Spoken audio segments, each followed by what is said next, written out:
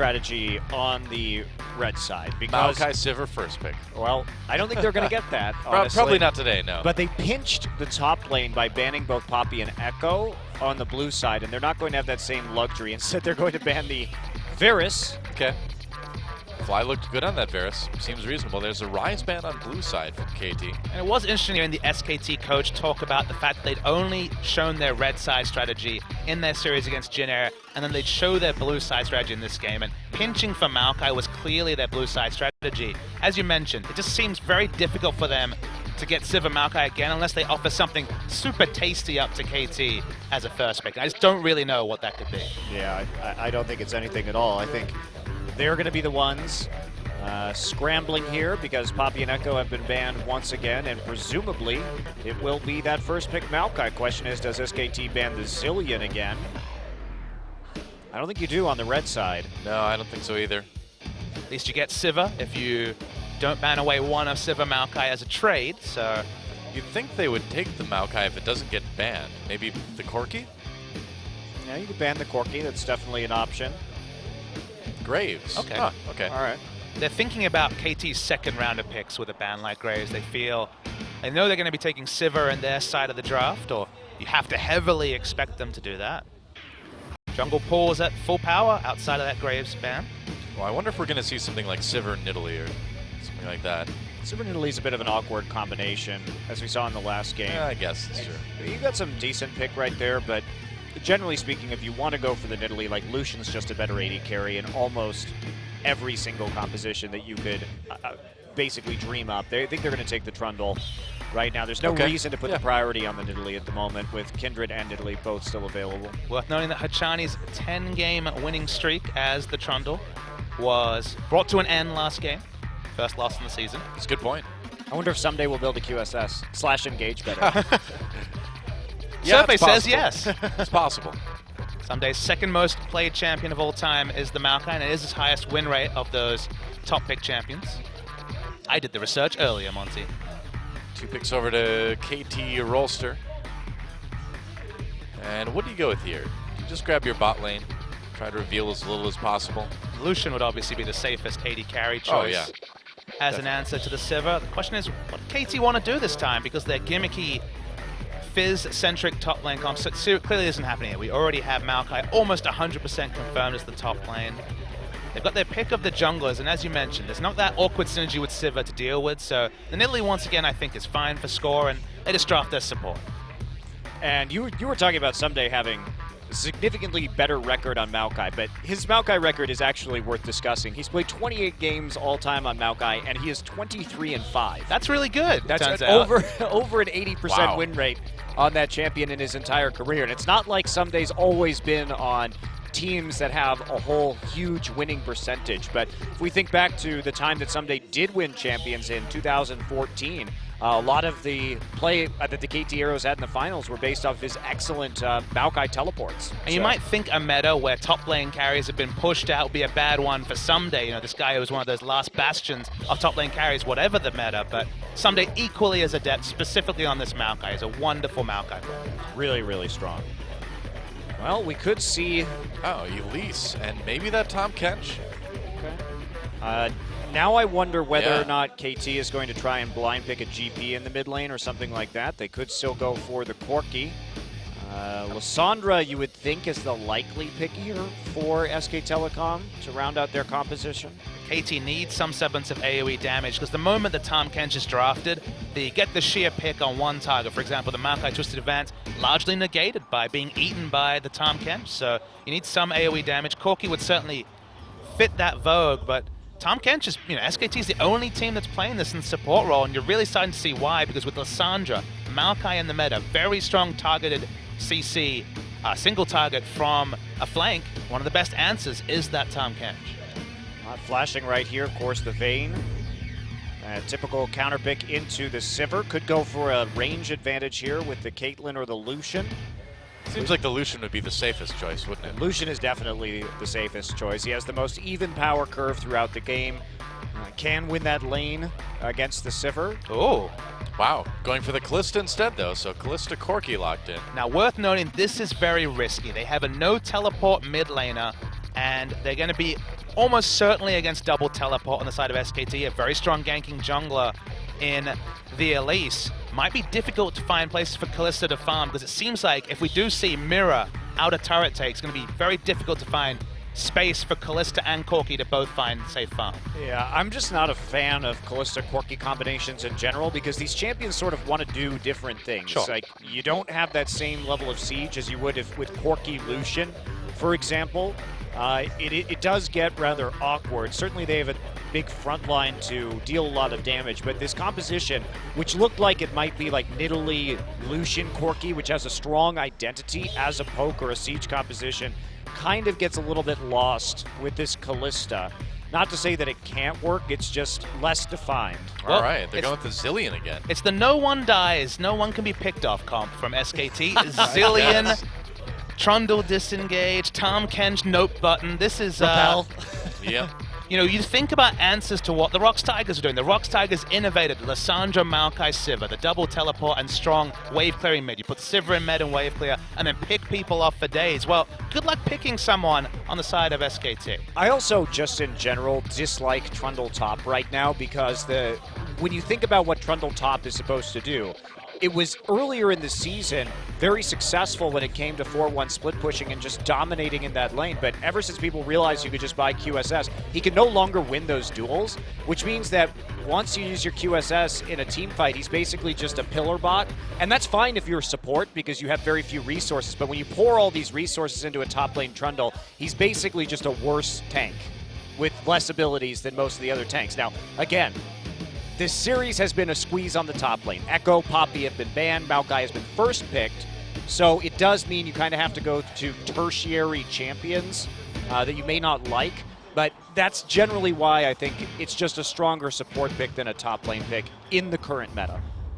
Certainly seems that way. Well, we'll see if SK Telecom can use it anyway to get the 2-0 lead over KT Rolster in this best-of-5 playoff match, or if KT can tie things up and make a very interesting Game 3. Let's find out.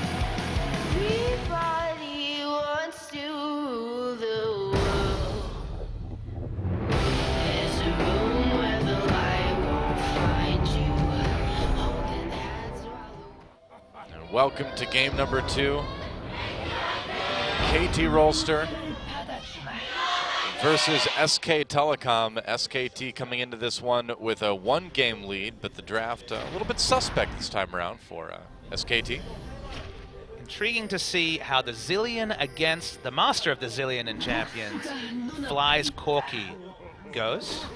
This was a case where Zillion was picked into Corki, so the laning phase, especially in the early levels, is going to be rough for Zillion. Could be.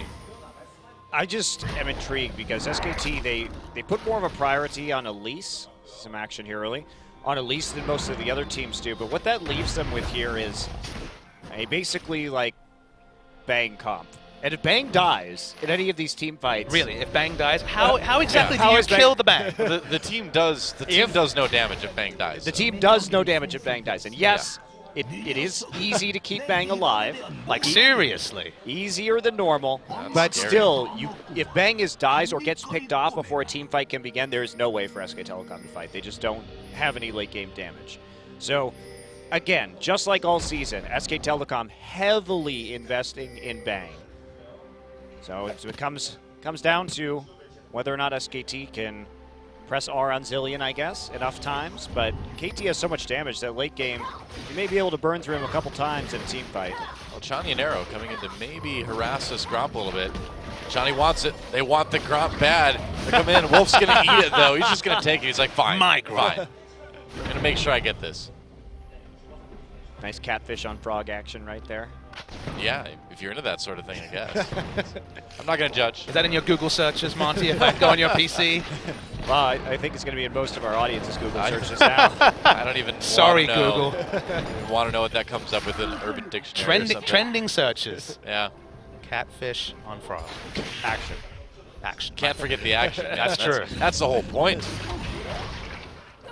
Wolf just I cast barfing champions. minions at people. Sometimes we forget the action. Yeah. Well, it depends on the meta, right? That's true. Rocks Tigers never forget the action. That's true. That's why they're my favorite team to watch right now. And sometimes I like to take a step back and wonder what the Rocks Tigers made of Game 1, Monty. You see. I think they were happy to see what happened. They're like, all right, whichever team. we can handle this. Probably. Probably, but then again, you know, we had similar thoughts last year, although they did certainly end the regular season looking much better this time around than last spring season. That's the big difference, right? Yeah. And also, there hasn't been any giant meta shift like the release of Cinderhulk this year to really throw a spanner in the works. Different factors, for sure.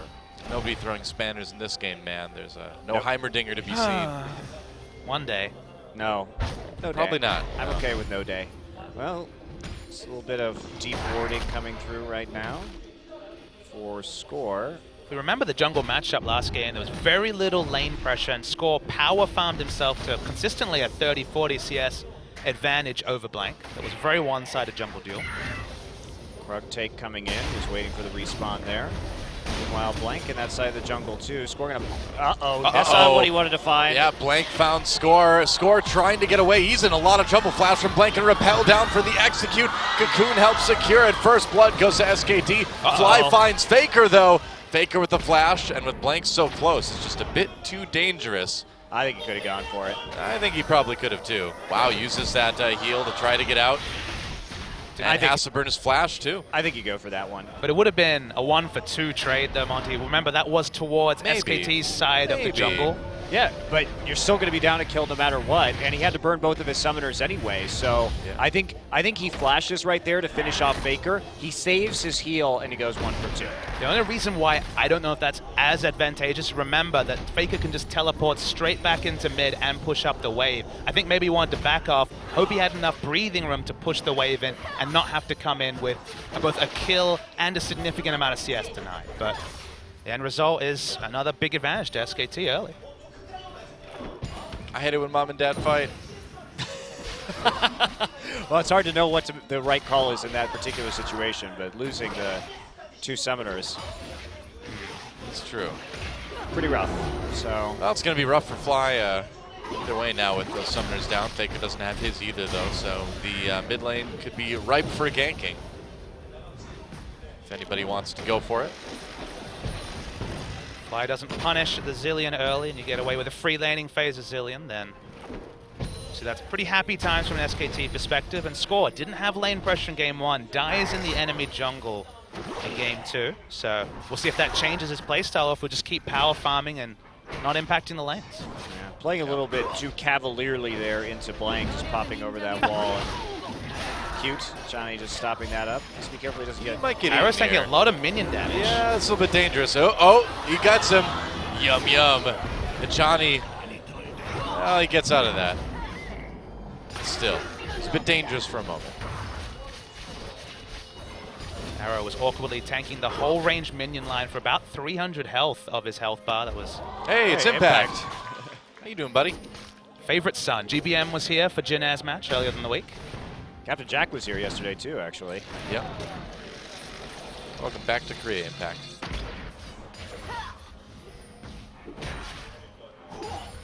KT awkward trades, but CS, at least for them, is doing fine outside of Someday, who's actually been pretty significantly punished in the top lane.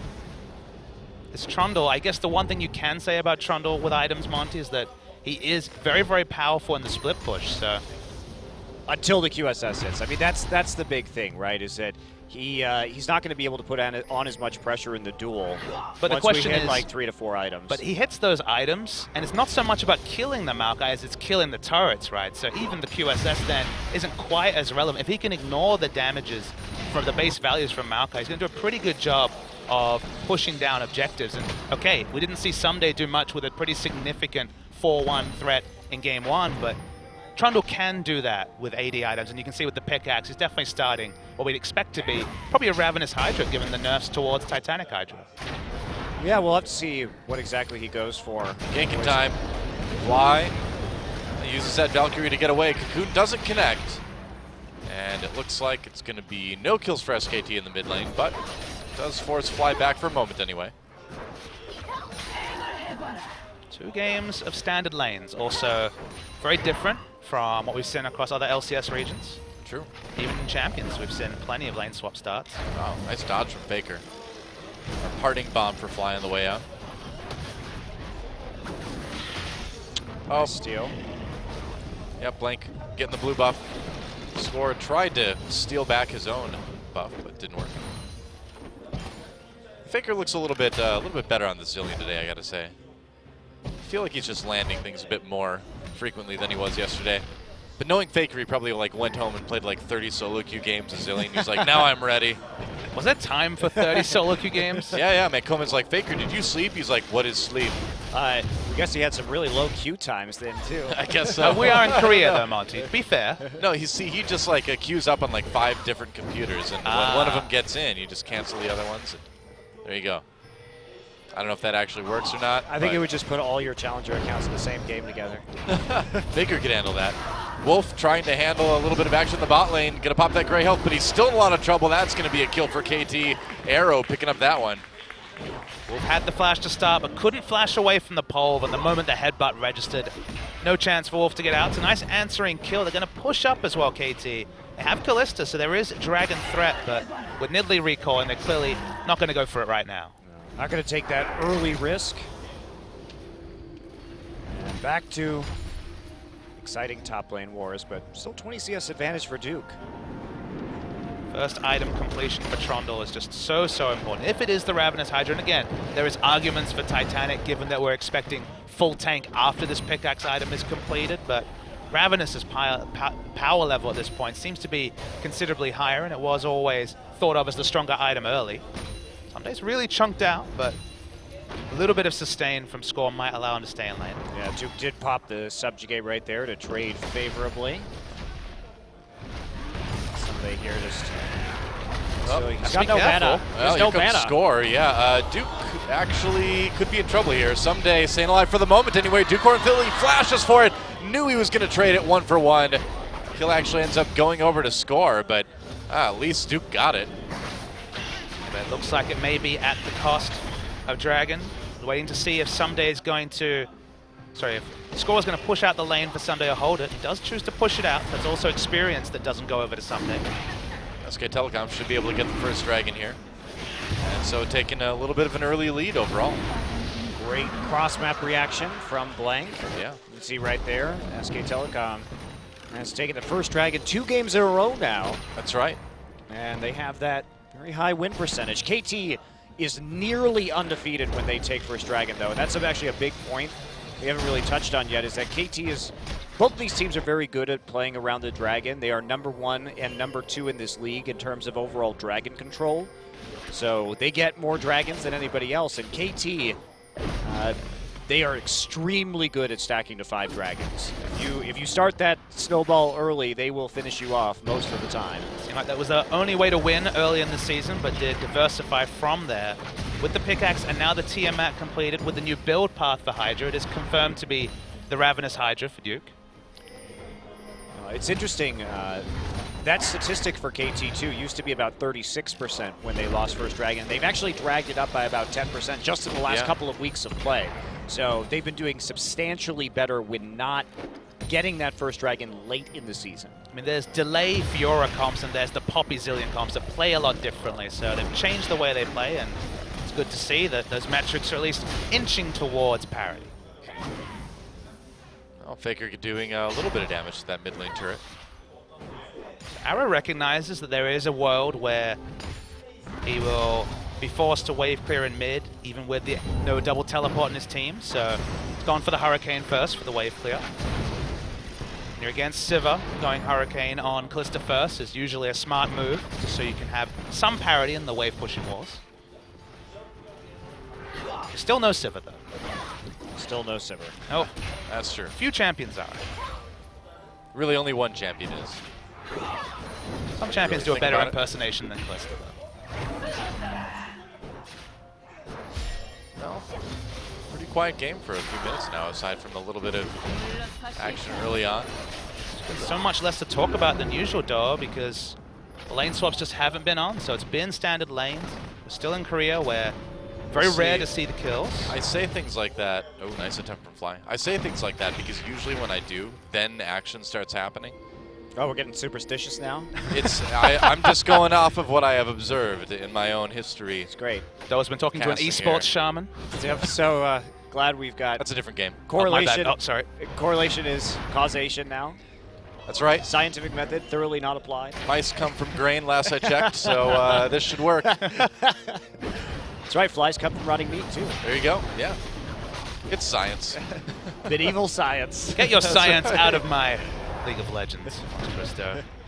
Well, I mean, that's how it is. If one of the players doesn't perform well, of course, they like let a little blood during the commercial break, of course. Got some release the spirits. Emergency esports leeches at the back. That's right, yeah, exactly. Wait, have they already moved those to the new studio, or are they still here for today's match? Oh, no, you're right. I think the esports leeches are in the new studio. Oh, no. What happens if a player needs to be leached? Competitive integrity, OGN, please. Right, Well, no. the teams have to bring their own emergency leeches. That's right. No, they keep the leeches locked away so that you don't put any scripts on the leeches. Of When course, they get of plugged course. in, they don't download anything to the players they can use. You know how it is. Scripting leeches. Yep. Esports problems. That's right. Korea's really on another level. Well, just still kind of waiting for things to happen. No dragon, so that's about it. Here comes Ravenous Hydra to turret damage. Yep. It's not on the screen, but let me tell you, it's a lot. It is. We can see it now. Wow, he may actually just kill this turret right here. Well, Maokai just doesn't feel like he has the vision someday to step up. Finally does, but most of the turret done. Yeah, he got most of it. The proxy started. Yep, doing a bit of dirty farming behind that turret. We know exactly where score is. Won't be a mystery. Looks like KT score on the bottom side. Blank again, taking another objective. Getting the Rift Herald this time. Both the Dragon. Vigor actually going to TP in for this. Wow, all right. They're just going to try to get this dive onto Someday. The turret low. Someday gets stunned by the bombs, of course. Here comes Blank to try to finish it off, and he does. The kill for Blank, taking some turret hits, but he'll get out with like no health left. Is the investment worth it though? Fly's getting free time mid, doesn't have Trinity Force, but will still do plenty of damage. Faker's made two very assertive plays towards top lane in his zillion games.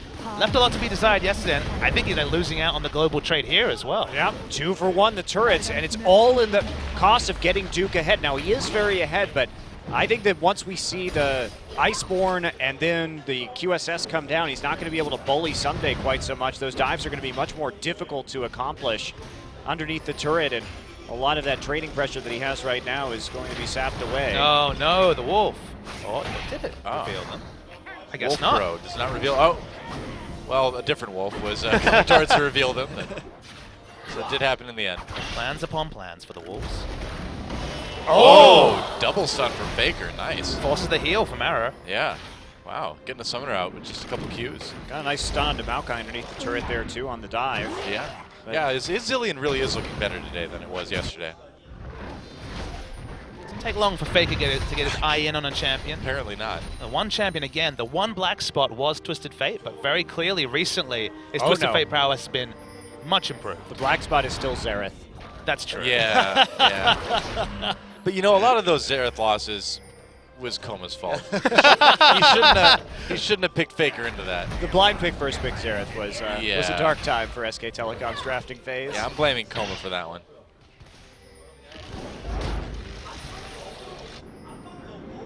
Fly now moving up. Looks like we'll see another turret trade here. Bang on that bottom side. Duke definitely not tanky enough to withstand any kind of dive. Not yet. Well, Blank going for another dragon himself, so SKT has been able to grab both of the early dragons here. Blank playing really well this game. Yeah, he is. It's been the neutral objectives that actually SKT have picked up. That's the one thing they have really got heavily invested in. 2 dragons and the Rift Herald, so they've been exclusive when it comes to picking up neutral objectives. It's been the outer turrets that KT have focused on. All 3 down pretty early, actually, 16 minutes.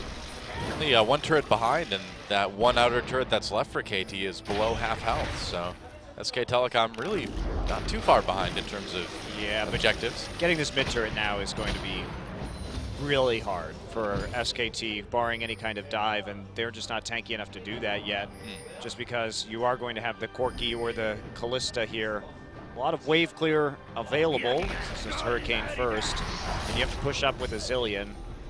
Sivir might go mid, but without TP on Faker to actually assign into the side lanes, that's another bit of a problem.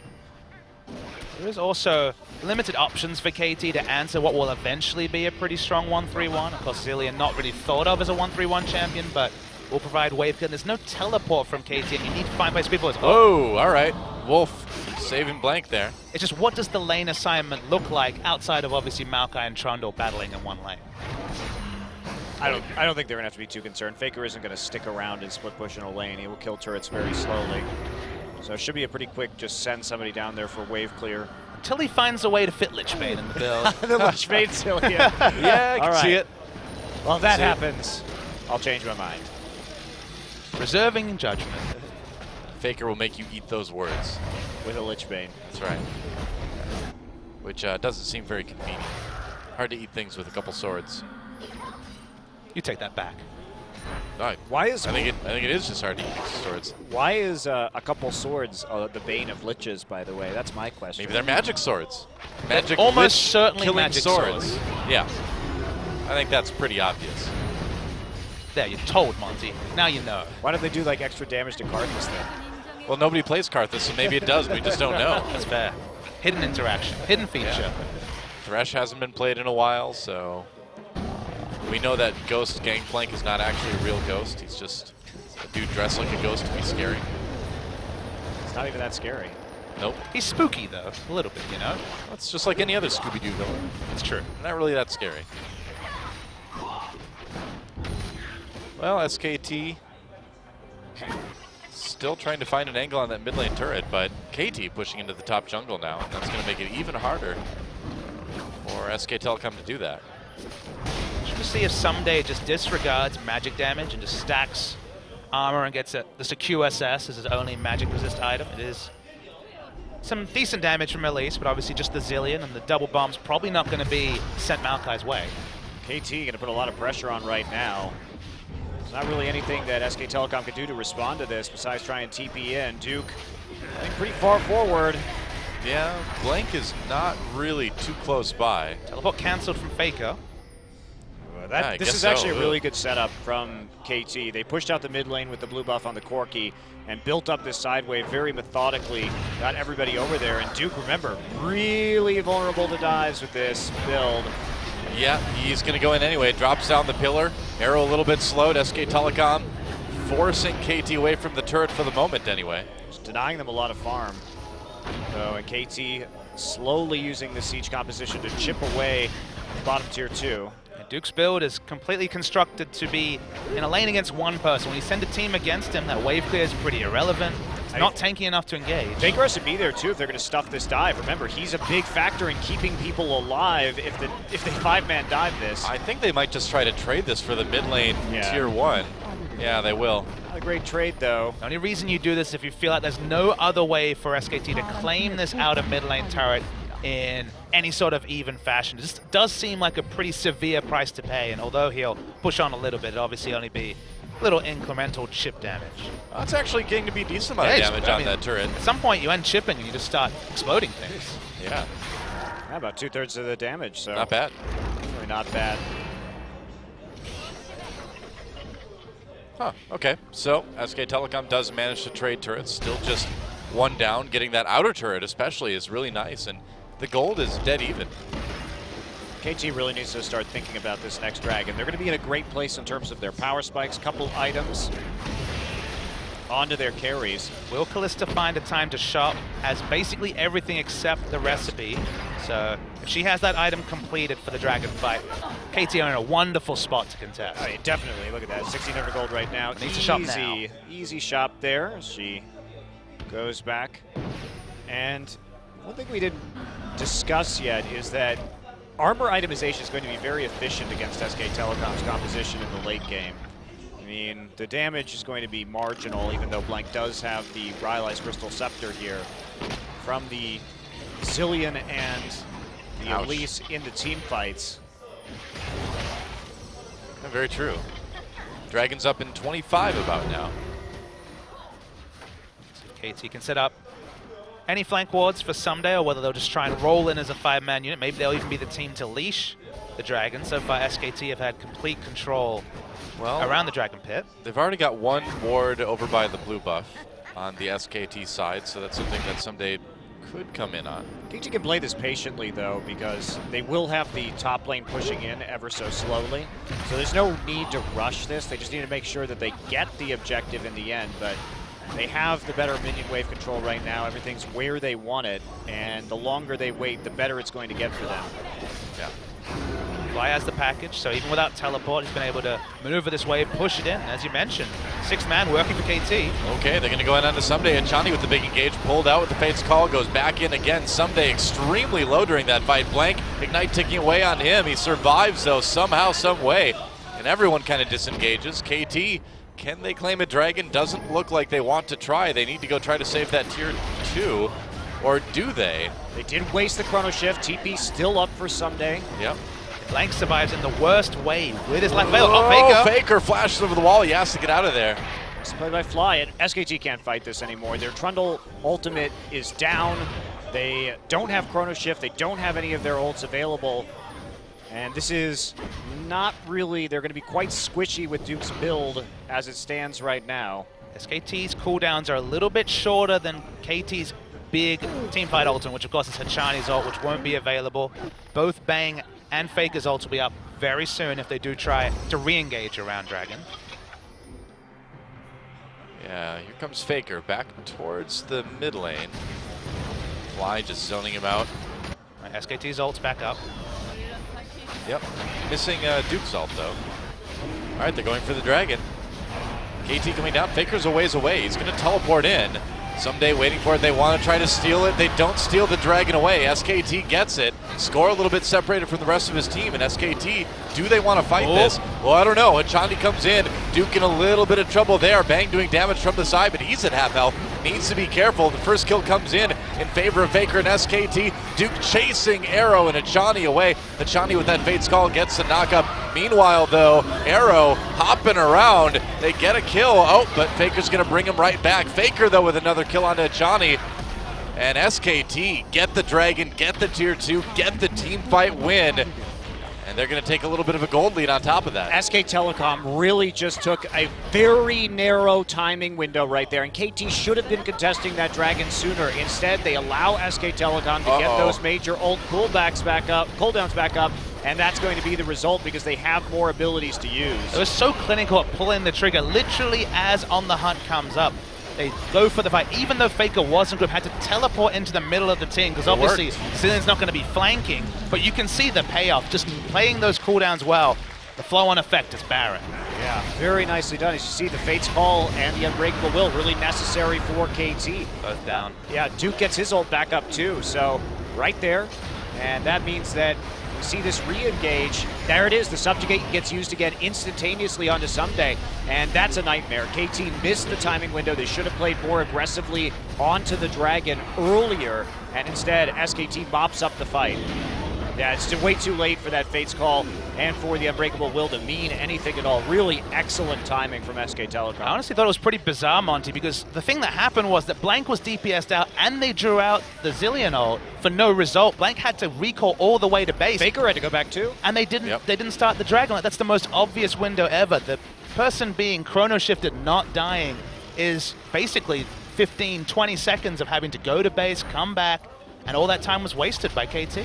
Yeah, and they definitely could have won a team fight if all of their ultimates, I feel, had still been down. Well, remember, Maokai has basically no ult cooldown, very short. Nidalee has no ult cooldown. Corki has no ult cooldown. They were team fight ready much quicker than SKT, and they did nothing. SK Telecom pressuring this tier 2 tower up in top lane now.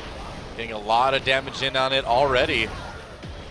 And man, I gotta say, I've been saying it all game, but Faker's been looking so much better on the Zillion. There's another stun onto Chani, chaining a little bit of that CC. Wolf trying to get up for a bite, a beef. Doesn't quite get it though. And meanwhile, it's Trundle, who's always going to have the split push advantage against Maokai with this AD build with Baron buff minions. Guess so, yeah. It's going to be free objectives. They need to send more than just Maokai down bottom. Wow, SKT looking why does it always go good this here way? in game 2. Because it's SKT, man. That's why I always say never bet against SKT. It's not over yet though. Chani comes in, Pulled out with a He's fate's dead. call. Re-engage. They already kill Fly, though. Oh, boy. All right. All right. This one looks like it's pretty much over, doesn't it? In fact, this may be the game. Fly down, Hachani down for a good long time. They've got the Baron pushed. Minions. Yeah, they have the damage. Yeah, they do, yeah, and got plenty of health still on the members of SK Telecom. Looks like they're going to be able to wrap up game number 2 a little bit quicker as Someday tries to go for a last-ditch engage onto Faker. Arrow and Score on the side. They do present a big threat, but are they enough of a threat? Minion SKT wave. may not be able to finish this now. Minion Wave comes in. Fly coming up really soon, though. I think it's too risky. Yeah, they're backing off. Close call. Nice hold from Arrow and Score there. One bad team fight loses KT so much with the Baron buff, and then the impact of the Baron buff when you have Trundle with Baron buff and just with his natural split pushing advantage. This is nothing KT can do. They don't have as much wave clear as they did in game 1 because there's no Sivir this time. They're doing their best to hold the waves, but the price was sin across the map, and the pick was really nice on Corki, and that meant the game effectively over from a KT perspective. It's really interesting how much of the game hinged really on that one fight and a very small timing window. Well, that's the thing about SK Telecom, though. If there is a game that hinges on a tiny window in a fight, SKT is the team that's going to hit that window nearly every time. That's what we've seen. They're going to go after Someday now, and Someday finds himself a little bit separated from everybody. Wolf doesn't even decide to swallow him. I'm so disappointed. Nope, got to save Bang, though. A little bit low. He's got the Zillion ult. He's going to survive, though. Not going to get to use that one. And now Score engaging. Really wants to kill Bang. He's going for it. Doesn't get it, though. A kill onto Faker comes in from Arrow. But is it enough? Nope. Fly too low. That's it.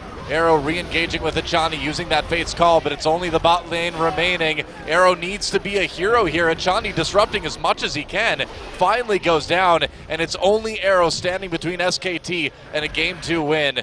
And I don't think that's going to be enough as they go in onto the second Nexus turret. There that goes. And SK Telecom, a close Game 1, but a very, very good Game number 2, able to find that split-second timing, get the big team fight win, get the Baron, get the game win. Under 30 minutes, SKT jumps out to 2-0, one game away from the Spring Grand Finals. Really well played by SKT. I mean, it's hard to fault them. They made a few mistakes in the first game. I feel they weren't as clean on their engages, but this time they really hit their timings nicely. Yeah, that was it. That was a world champion SK Telecom team right there. And the echoes of the past, whenever we seem to see KT versus SKT in one of these knockout matches with the stakes so high, KT just find it very hard to perform. We talked about how there was the parallels with the Fizz versus Maokai in game 1, and then the play in game 2, just really disappointing. Just on one small decision, but the snowball effect 5 minutes later, the game was over. You know, I feel like I've seen this this one before, man, and I think I know how it ends. I think it ends with an SKT 3-0. Well, I mean, at this level of play, it is amazing to see how just these very, very minute windows can actually determine the outcome of a game. Yeah. And it shows how on point you have to be to play at this level of League of Legends, because you make one of those mistakes and it's a communication error where you're not talking to your team and you're not adequately judging your strength in a situation. It makes all the difference in the world. And that'll lead to SK Telecom 2-0. Yeah, one game away from the Champion Spring Grand Finals and a rematch from the Spring Finals last year if it ends up being SK Telecom versus the Tigers. Summer rematch into a spring rematch potentially for SKT. Yeah, really could be. SKT, though, rising to take on everybody here. We'll see if they can close it out when we come back right after this.